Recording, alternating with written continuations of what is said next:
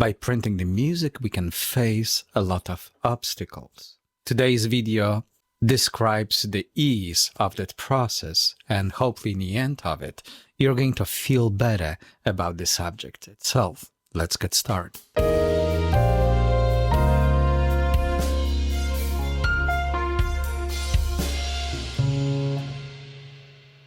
Let's listen to the music first. So this is what we're about to print.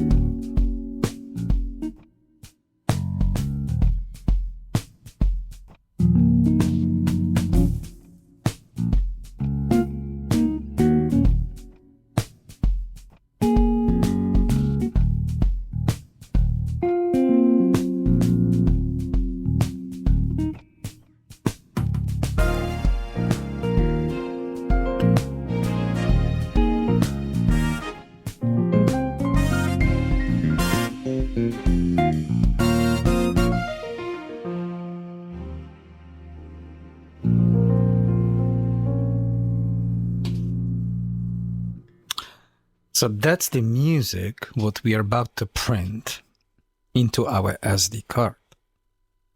There is a certain ease working with sequences. Unfortunately, every time when we create a sequence, MPCX remembers it, which means they will be on your face all the time, even though you don't need them anymore. For some reason, it's really hard to get rid of them. So even though you go to the essence of that sequence you don't like and delete everything, it still is gonna exist under that name.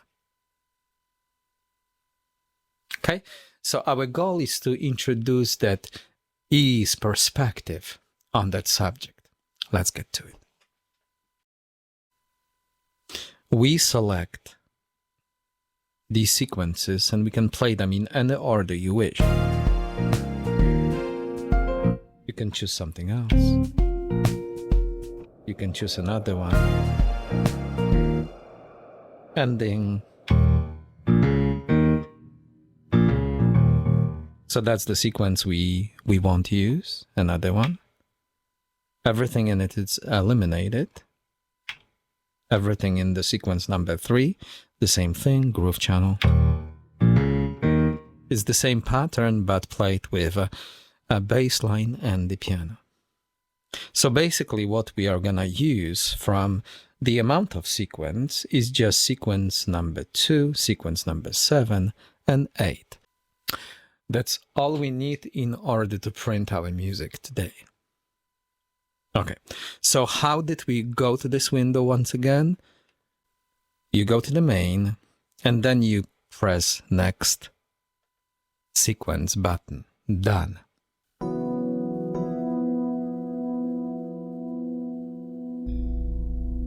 Some of buttons on MPCX got a dual function. Dual function button, it means that the same button is going to be responsible to go 2 different ways. One pathway, second pathway. How can we enter the second layer in the MPCX? Very simple. We press a Shift button, and then we go after the button we want. We press the same Next Sequence button, but this time around, we enter a song subpage. By pressing the Shift button and then the song button, we go into the song subpage, not this Next Sequence subpage. Our music includes 3 sequences. There is a main sequence. There is a music stay sequence when everything comes to the down and just grooves under the voice. And there's an ending. So we need 3 separate sequences. Now, it's not important which sequence I click. What's important is the amount of sequences I enter into my left side of the screen. So now, first sequence, second, and ending. 3 sequences. Right now, they are identical. There is no difference between them. They represent exactly the same material. However, if I double click on the first one and scroll, the wheel allows me to scroll through all my sentences, all my sequences, and choose the sequence I like the most. Once you have it, you commit to it.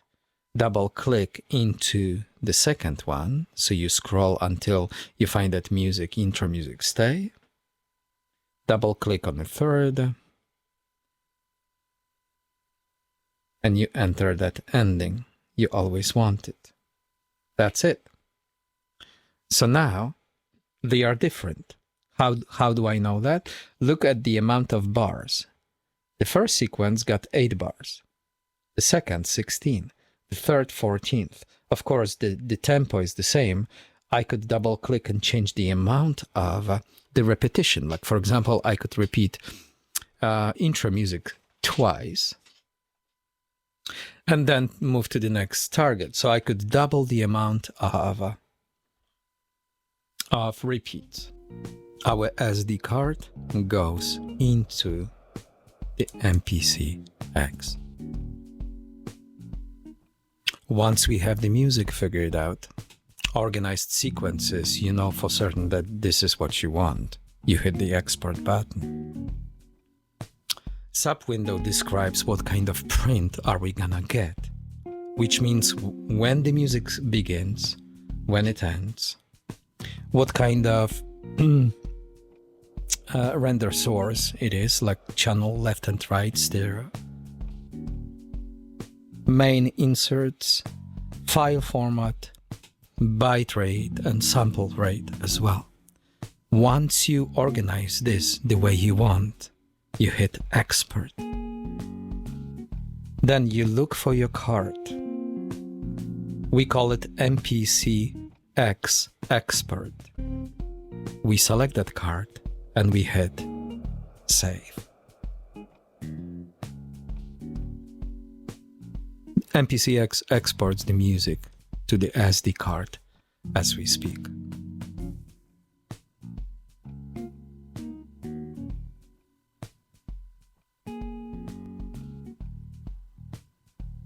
When it's done, I just take this SD card and put it into my computer. Computer recognizes it, double click,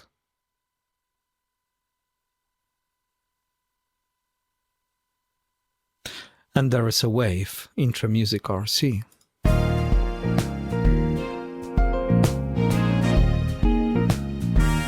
See, the same way what we just heard it.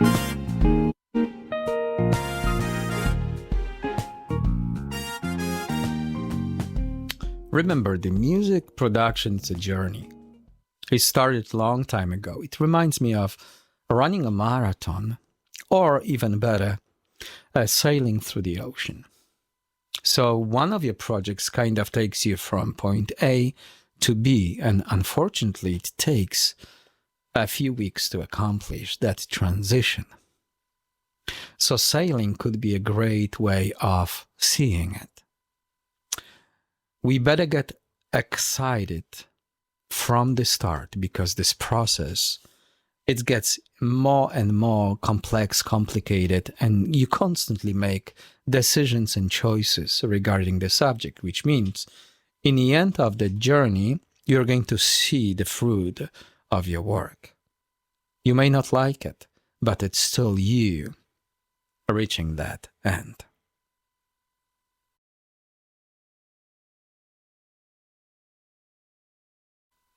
We already established that we can export the music into an MP3 file, no problem. A WAV file, no problem. Okay?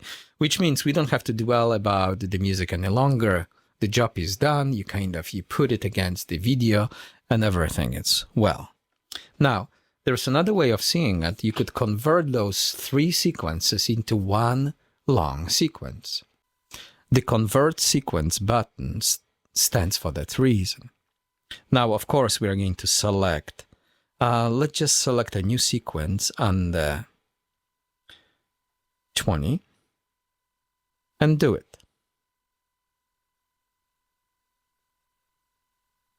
Excellent, main. So now you've got 8 sequences, 10, 12, 15. On the 20th, we've got the entire song printed. If we had hit the music, you're going to hear those 3 sentences put together.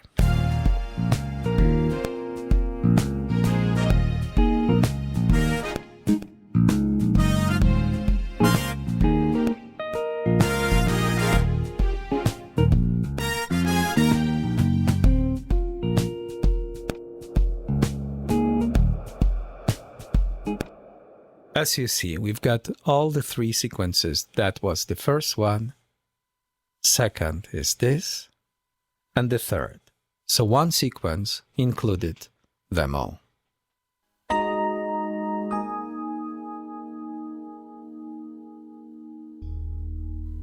In order to pursue our composition farther than it is right now, it would be wise to print every single track separately, for many reasons. One of them is that you want to take this music to the next level by mixing it. Another way of seeing it is to give the music background to someone who wants to substitute 1 or 2 tracks, like the vocalist or the piano player wants to create another layer, and basically they've got everything, including their own track. They can delete it and then substitute it with the new one, then print it back to you. When you have someone else to mix the music, it's very important that we give as clean as possible individual tracks to them. One thing, if I decide to put the reverb on certain tracks, knowing that I'm the one who's gonna mix it, it gives us a totally different perspective on the subject. Like, because I add this reverb because I like it. When I mix it later on, I know that I'm doing the right thing. When you give the track to someone else, this someone else could have a different perspective on the subject. I'm gonna scroll to our track number 20.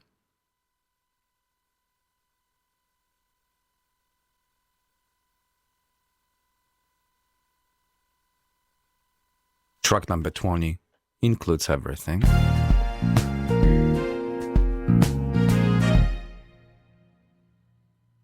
When I press Shift and Song button, we go to the subpage, Song subpage.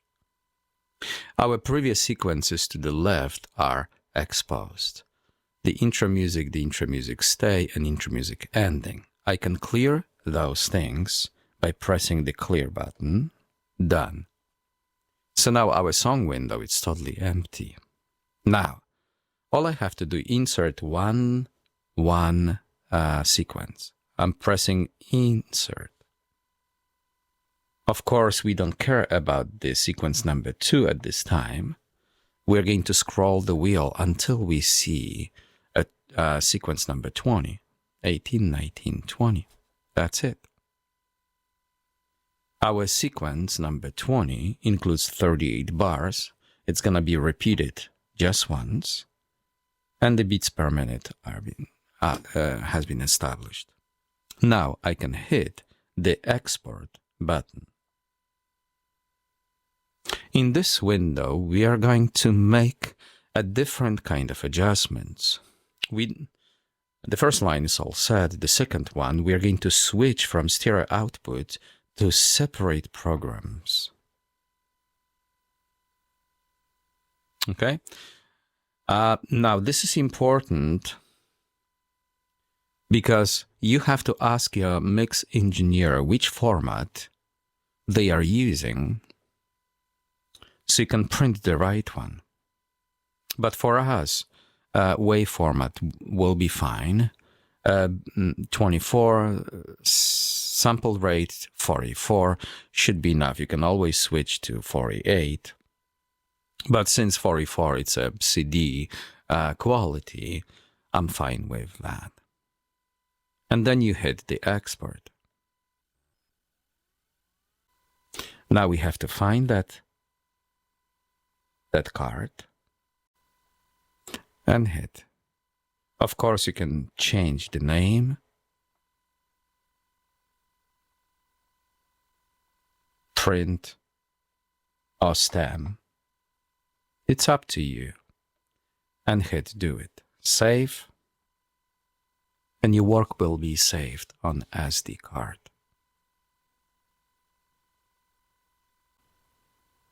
Beautiful. Back to main. Take the card out and transfer it into the computer. Once we transfer the music to SD card, we just place it into the computer, and guess what?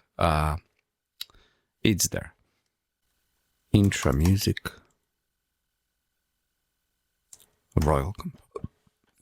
Intro music, Royal Composer, create. Under this, we are going to create a bunch of audio tracks. The amount of audio tracks, let's just do several. Boom. Excellent.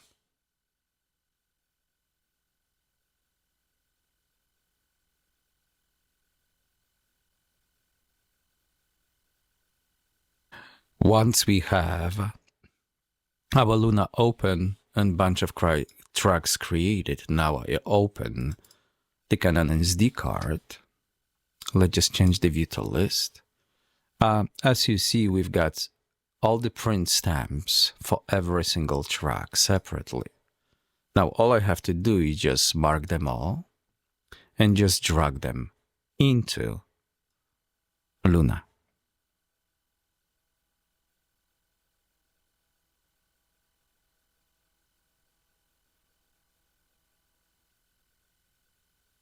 Beautiful.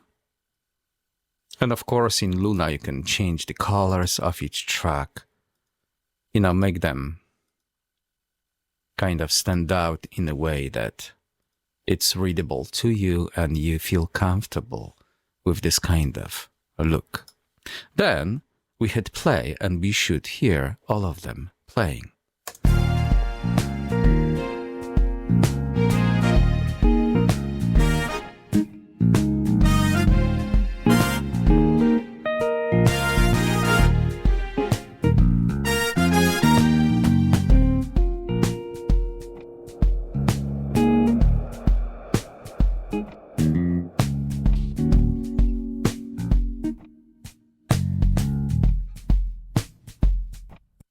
Okay, I'm assuming other DAWs is gonna work exactly the same. I have worked with Pro Tools, with Digital Performer, they all provide the same services. What makes the Universal Audio special is that I can load my mixer with a lot of effects and start shaping my music in the way I want. For the purpose of this video, there is not necessarily then we pursue the mixing process. Our music will exist underneath the video, intro music video, which means the music background, the quality of the music background, what we already have, should be totally enough. It would be nice if we understand one thing. Your music, it's a brand. Your music, it's a job. If someone asks you to do this music for them, you have to produce the highest quality of the product possible. Which means we could definitely mix that music. We could definitely do a mastering to that music before we share it with the client.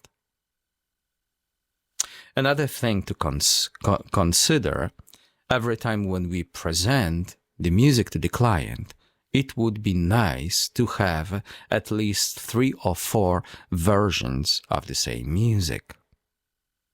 Quality, it's a one thing, but then some people could blame you for using too much horns.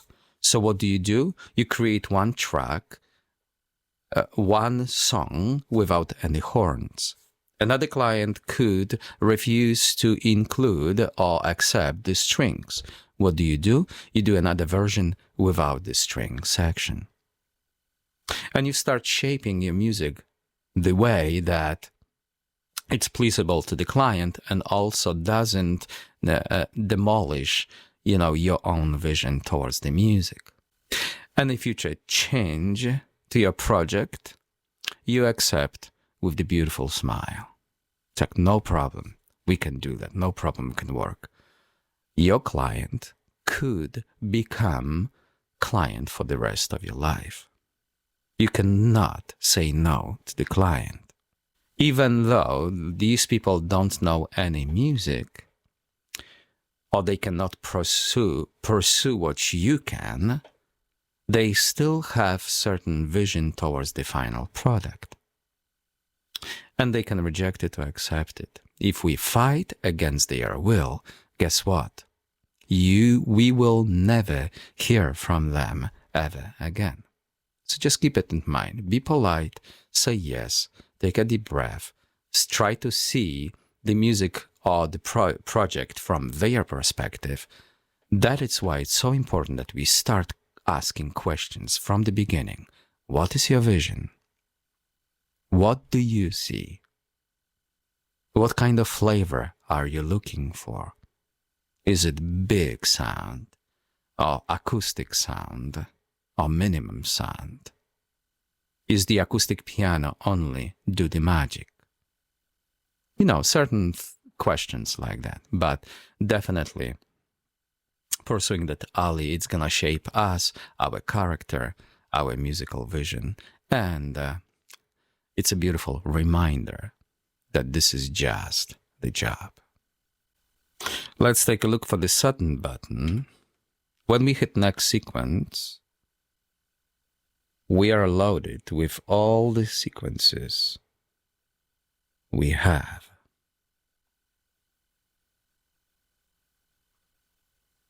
When we hit play, you hear this selected sequence. The selected sequence would last next 8 bars, 16 depending what you have. Sudden button allows us to switch from sequence to sequence suddenly.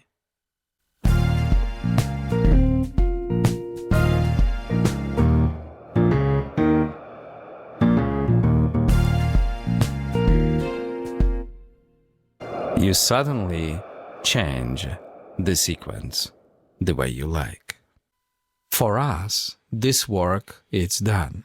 We just created a bunch of noises that basically complement the flavor of our YouTube channel. Next time when we see each other, we are going to explore a phenomenal opportunity. We are going to create a video sample to this music and kind of put it together. We're going to describe the process, and in the end, we're going to share some of our favorites, like how we pursue the video production and how we see it. My name is Piotr Kowalczyk. See you next time.